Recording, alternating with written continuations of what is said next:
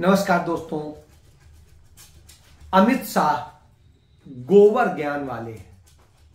अमित शाह को किसी चीज का कोई ज्ञान नहीं है, वो कुछ भी बोलते हैं और अमित शाह सिर्फ झूठ बोलते हैं।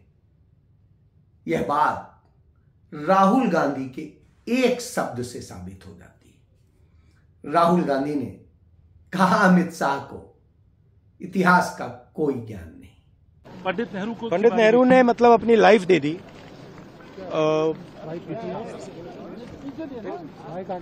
लाइफ दे दी हिंदुस्तान के लिए। सालों जेल में रहे। अमित शाह जी को शायद हिस्ट्री नहीं मालूम, वो तो मैं एक्सपेक्ट ही नहीं कर सकता हूं कि उनको हिस्ट्री मालूम। वो तो हिस्ट्री को रीराइट करते रहते हैं। ये पूरा का पूरा डिस्ट्रैक्ट करने का है। जो बोल रहे हैं गलत बोल रहे हैं। नेहरू ने अपना पूरा जीवन इस देश को दे दिया और उसके लिए इस तरह की बात बोलना हंसी आती है। राहुल गांधी की इन बातों से एक बात साबित होती है कि संसद के अंदर देश का गृह मंत्री इस तरह की भाषा का इस्तेमाल कर रहा है। ये वही गृह मंत्री का पद है जिस पर कभी सरदार वल्लभ भाई पटेल बैठा करते थे और न जाने कितने योग्य लोग बैठे। खुद तमाम सारे योग्य लोगों के बैठने वाली उस कुर्सी पर आज वह व्यक्ति बैठा है जो देश को टुकड़े टुकड़े करने की बात करता है, झूठ बोलता है, लोगों पर सदन में ट्रोल करता है। और यह स्थिति वही नहीं है, प्रधानमंत्री खुद ट्रोलर बन चुका है। यह स्थिति हो तो निश्चित रूप से सवाल खड़े होते हैं, है क्या? क्यों? हम सब जानते हैं कि नेहरू से भारतीय जनता पार्टी को, आरएसएस को अथाह नफरत है, कांग्रेस से नफरत है, राहुल गांधी, सोनिया गांधी, या गांधी नेहरू परिवार से नफरत है, क्योंकि इन संघियों को यदि किसी ने हैसियत में रखा है तो वो नेहरू गांधी परिवार है।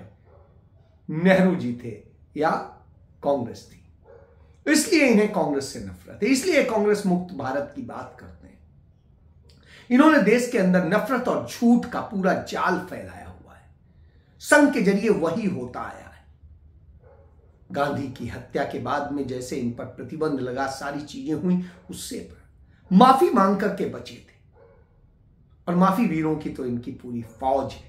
वो हमने देखा है कि किस तरीके से इनके वीर सावरकर जो हैं वो माफिया मांगते रहे अंग्रेजों से और उनके लिए मुखबिरी करते रहे। किस तरीके से लाल कृष्ण आडवाणी ने सोनिया जी से माफी मांग करके बचे थे कि बचा दो, बस अब नहीं, गलती हो गई, हमने आप पर झूठ आरोप लगाए कि आपके पैसे स्विस बैंक में। और इसी तरीके से राजीव गांधी पर झूठ बोफोर्स के आरोप लगाए थे। सारी चीजें सामने आ चुकी हैं। कांग्रेस सरकार में, मनमोहन सिंह सरकार में कॉमनवेल्थ हो, 2G हो, दूसरे और तमाम सारे उनको लेके घोटाले बना करके जिस तरीके से ड्रामा किया गया, जिस तरीके से बदनाम किया गया, उससे समझ में आता है कि इनकी नफरत किस हद तक है। उस नफरत के बूते इस सत्ता में, और सत्ता में आने के बाद उस नफरत को इन्होंने घर घर पहुंचा दिया है, जिससे लोग उस नफरत में इन्हें वोट देते हैं। और उस वोट के बूते, नफरत के वोट के बूते ये खड़े हैं, इसलिए झूठ परोसते हैं और उसी ज्ञान से आगे बढ़ते हैं। तो व्हाट्सएप यूनिवर्सिटी वाला जब देश का गृह मंत्री हो, वह व्यक्ति हो जो कभी तड़ी पार रहा है, जो जेल में अपराधों के कारण रहा है, किसी संग्राम के कारण नहीं, किसी देश की आजादी की लड़ाई के लिए नहीं, तो आप समझ सकते हैं वो कैसा व्यक्ति होगा। तो वो वही काम करेगा, तो इसलिए झूठ बोलता है। इस बात को फारूक अब्दुल्ला ने कहा कि इनको नेहरू से इतनी नफरत क्यों है। किसकी बात चल रही है? नेहरू जी की गलती थी, उसको ठीक किया जा रहा है। पता नहीं नेहरू जी के खिलाफ इन लोगों को क्यों इतना वेनम है। नेहरू जिम्मेवार नहीं है। जब ये आर्टिकल आया था उस वक्त सरदार पटेल साहब थे यहाँ पे। नेहरू तो खुद अमेरिका में था, और कैबिनेट की जो मीटिंग हुई उसमें श्यामा प्रसाद मुखर्जी भी थे। उस वक्त इसका फैसला किया गया। आगे बोलिए। लेकिन आपको लगता है कि जिस तरीके से, जिस सोच के साथ 370 हटाया गया था, वो पूरा हो रहा है कश्मीर में? कश्मीरियत, देखिए, वो 370 का जो मामला है वो बिगिनिंग से इनके हाथ में था। तो संघ है उसमें ये पहले से ही था कि हम इसको हटाएंगे। 70 साल लगे। उन्होंने बताया कि यदि नेहरू और अब्दुल्ला साहब नहीं कोशिश करते तो ऐसा होता नहीं। जब ये नेहरू पर सवाल उठाते हैं तो कहता है नेहरू के लिए देश से बढ़कर कोई नहीं था। अब्दुल्ला की दोस्ती का उन्होंने लाभ लिया और मुस्लिमों को मनाया और भारत के साथ मिलवाया। नहीं तो 95% मुस्लिम थे, उनके गणना के मुताबिक वो पाकिस्तान चले जाते। लेकिन ऐसे बचाया गया था कश्मीर को, सिर को बचाया गया था हिंदुस्तान के। राजा हरि सिंह नहीं तैयार थे भारत से मिलने को। तो इस सच को भी जानना पड़ेगा। जब भारत का समझौता कश्मीर से हुआ, भारत में विलय का, तब तक पीओके बन चुका था। तो इसलिए यह नहीं कह सकते हैं कि नेहरू का कोई दोष है। नेहरू ने जब उसे कब्जे में लिया उसके बाद से बचाने की कोशिश की, इनकी शर्तें मान, अस्थायी तौर पे हो गया। लेकिन आज क्या हो रहा है? सुप्रीम कोर्ट ने जिस तरह वर्डिक्ट दिया उससे पता चलता है कि वो आज आरएसएस मोदी के मुखौटे का काम कर रहा है, अमित शाह के आदेश पर काम कर रहा है। नहीं तो कहता कि हां तत्काल चुनाव कराइए, राज्य को बहाल करता। ठीक है, अनुच्छेद 370 हटा देते आप, लेकिन राज्य तो होना चाहिए। यह देश का अभिन्न अंग है तो बाकी राज्यों की तरह उसमें भी तो सारी चीजें होनी चाहिए। जब मोदी सरकार ढिंढोरे पीट रही है कि वहां अमन शांति आ गई है, तो फिर क्यों नहीं हो रहा?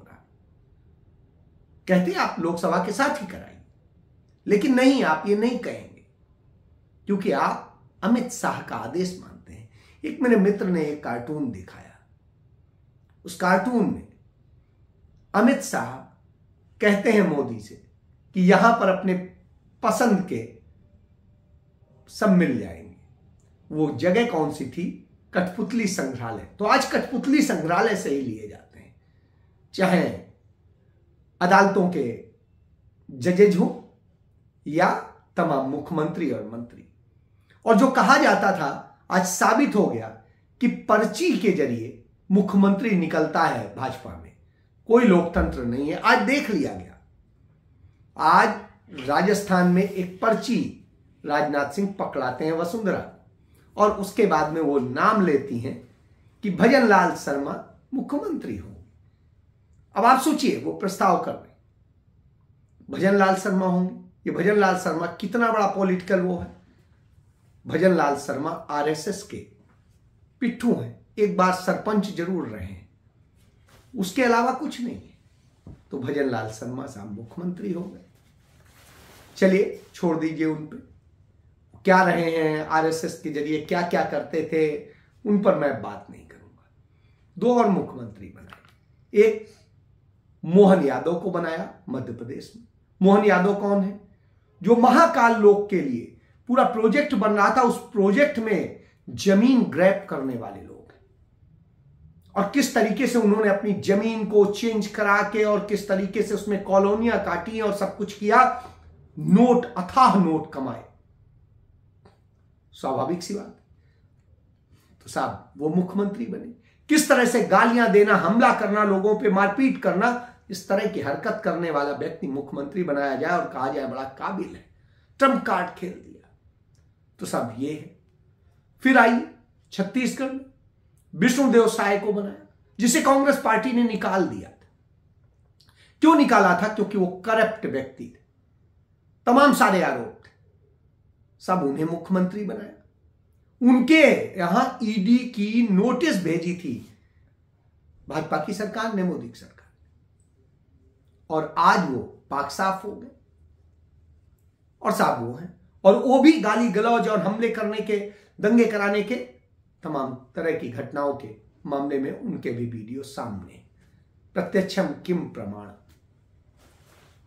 और भाजपा का तो सच ये है कि मोदी के भाजपा के उसमें जाइए तो मोदी वॉशिंग मशीन में आप धुलेंगे और साफ हो जाएंगे। इसका उदाहरण है छगन भुजबल पे ईडी ने कार्रवाई की थी और सब कुछ था। छगन भुजबल बीजेपी में आए तो साहब होता क्या है कि ईडी अपना मुकदमा वापस ले लेती है। आपको याद होगा आय से अधिक संपत्ति का मामला अखिलेश यादव के परिवार पर था, वो वापस ले लिया था 2019 के चुनाव के पहले और उसके बाद में मोदी को अच्छी जीत मिली थी। इसी तरीके से तमाम जगह होता है और वो भूमिका अदा करते हैं। इसी तरीके से बहुजन समाज पार्टी करती है। बहुजन समाज पार्टी इसलिए बची हुई क्योंकि उनके एजेंडे पे काम करती है। वहां पर भी जो उत्तराधिकारी तय कर दिए जाते हैं वो कर दिया मायावती ने अपने भतीजे को। तो साहब ये लोकतांत्रिक पार्टियां हैं, खुद को कहती हैं हम लोकतंत्र से हैं, संविधान चाहिए, लेकिन वास्तव में ये लोकतंत्र नहीं, ये लोकतंत्र खत्म करने वाले लोग हैं। बताइए कहां है लोकतंत्र? कांग्रेस के अलावा एक भी दल हो जो लोकतंत्र का को बहाल रखता हो। इसके बाद आप आ जाइए, यदि आप और बहुत सारी चीजें देखेंगे, देश के लोकतंत्र की बात हो, कश्मीर की बात हो, किसी की भी बात हो, पंडित नेहरू बार बार कहते थे देश सबसे बड़ा होता है। इसीलिए उन्होंने 11 साल अपने मित्र अब्दुल्ला को भी जेल में डाले रखा जब उन्होंने देखा कि वो गलत राह पे जा रहे हैं। और जब उन्हें समझ में आया, वो माने, तब उन्हें वापस रिहा किया, सत्ता सौंपी। तो ये दिन होते हैं, सरकार, सत्ता और बहुत सारी चीजें होती हैं। इनको लेकर के ठीक है तमाम सारी चीजें आती हैं, लेकिन सच से नहीं भागना चाहिए। रोजगार देने की बात करनी चाहिए, लोगों को सक्षम बनाने की बात करनी चाहिए और सारी चीजें उनकी दिशा में काम नहीं होता। चाहे आम आदमी पार्टी हो, चाहे दूसरे हो, उन्होंने जिस तरीके से झूठ बोला है, जिस तरीके से हुआ है, आप इससे समझिए नरेंद्र मोदी ने देश बेचा है। सिर्फ मैं एक बात करता हूं, इस देश की 4 लाख करोड़ रुपए की जमीन नरेंद्र मोदी ने बेच दी है। 4 लाख करोड़ से अधिक की जमीन बेच चुके हैं और बेचने की तैयारी। इसी तरीके से तमाम जो कंपनियां बेची हैं भारत सरकार की और सब कुछ बेचा है, वो भी हमारे सामने है। राज्यों में भी इसी तरह बिचवा रहा है। दूसरी तरफ कांग्रेस उन्हें बचाने की बात करती है, उन्हें संरक्षित करने की बात करती है। तो यह अंतर है दोनों। एक देश बचाना चाहता है, एक बेचना चाहता है। एक नफरत फैलाता है और दूसरा मोहब्बत बांटता है। तो फैसला तो जनता को करना है कि उसे मोहब्बत के साथ जाना है कि नफरत के साथ जाना है, देश बेचने वालों के साथ जाना है कि बचाने वालों के साथ जाना है। फैसला तो आपको करना है।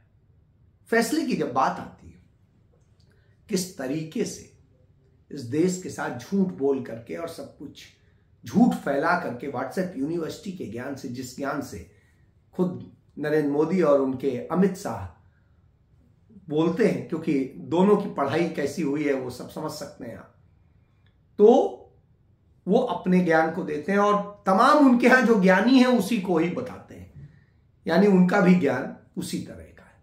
इससे आप समझ सकते हैं। तो उस ज्ञान के कारण क्या होता है, देश की दशा बुरी होती है। नेपाल ने हमारी जमीनों पे कब्जा कर लिया है और भारत एक जवाब नहीं दे पा रहा है। सोचिए आप, हजारों वर्ग जो है एकड़ की जमीन जो है हमारी कब्जा कर ली है और उसके बाद भारत कोई जवाब नहीं दे पा रहा है नेपाल को। चाइना ने 2500 वर्ग किलोमीटर जमीन कब्जा कर ली, कोई जवाब नहीं। पाकिस्तान के साथ जिस तरह से गलबहियों का खेल किया जा रहा है, ड्रामे किए जा रहे हैं, वो सब भी हमारे सामने। इन सब ड्रामों के बाद में निश्चित रूप से इसीलिए तमाम सवाल उठते हैं कि आप लोगों का ध्यान डाइवर्ट करते हो, ठगी करते हो। अपने मित्र अदानी को ज्यादा से ज्यादा कैसे सब सौंप दिया जाए उसके लिए काम करते हो और उसके लिए आपने क्या क्या किया है, चाहे झारखंड में हो, चाहे छत्तीसगढ़ में हो, चाहे मध्य प्रदेश में हो, चाहे राजस्थान में हो, आपने सब जगह किया है। गुजरात और उनकी बात ही नहीं करूंगा, वहां तो हुआ ही। तो इससे इस बात को समझा जा सकता है। यह भी समझने की जरूरत है, जो विपक्ष का वेश धरे हुए तमाम दल हैं वो किस तरीके से करते हैं और किस तरीके से बी टीम का काम करते हैं, लेकिन उन्हें नहीं पता कि यह मोदी शाह की जोड़ी बी टीम को भी खत्म करती है और उसकी उसने प्लानिंग कर दी है। मोहन यादव के जरिए उसने अखिलेश यादव को खत्म करने की तैयारी की है। अखिलेश यादव को इसके बारे में सोचना चाहिए, क्योंकि असल में नुकसान उन्हीं को होगा, कांग्रेस को नहीं होगा। इस सच को जान लेंगे तो ज्यादा अच्छा होगा, अन्यथा देश में व्हाट्सएप यूनिवर्सिटी तो चल ही रही है। जय